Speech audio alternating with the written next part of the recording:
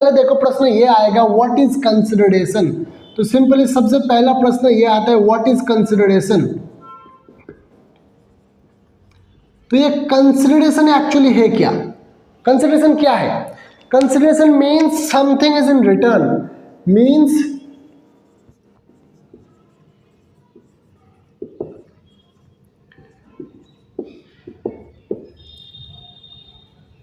यानी कुछ चीज के बदले में कुछ चीज का मिलना, इसी को सिंपली कंसिडरेशन बोला जाता है।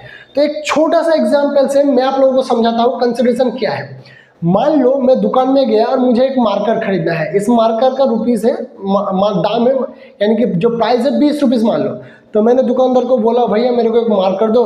दुकानदार ने बोला 20 रुपया दो। तो मैंने उसको 20 रुपया दिया और उसके बदले में मुझे ये मार्कर दुकानदार ने दिया। तो दुकानदार के लिए जो 20 रुपया था वो समथिंग इज रिटर्न हो गया मार्कर के बदले में, और 20 रुपया के बदले में मुझे ये मार्कर मिलेगा। तो दोनों के तरफ से एक एक्सचेंज हुआ, मैंने उसको पैसा दिया, उसके बदले में मुझे मार्कर दिया। तो मुझे मार्कर मिला, ये मेरे लिए कंसिडरेशन हो गया, और उसे पैसा मिला, वो उसके लिए कंसिडरेशन हो गया। तो समथिंग इज इन रिटर्न हो गया ना, एक्सचेंज हो गया ना। तो इसी को सिंपली कंसिडरेशन कहता है। अभी देखो कॉन्ट्रैक्ट में इसका रोल क्या है। तो उसके लिए इंडियन कॉन्ट्रैक्ट एक्ट का सेक्शन 10 आप लोगों को देखना पड़ेगा। तो सेक्शन 10 सिंपली क्या कहता है, देखो इंडियन कॉन्ट्रैक्ट एक्ट का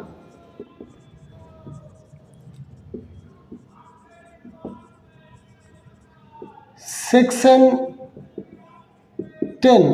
10 क्या कहता है। सेक्शन 10 सिंपली यही कहता है कोई भी पार्टी अपने इच्छा अनुसार अगर कोई भी एग्रीमेंट करता है, ठीक है ना, एग्रीमेंट करता है, जो एग्रीमेंट वो करेगा वो लीगली वैलिड होना चाहिए और लीगल ऑब्जेक्ट में ही उसका एग्रीमेंट होना चाहिए, और पार्टी का फ्री कंसेंट होना चाहिए, पार्टी मेजर होना चाहिए और साउंड माइंड होना चाहिए।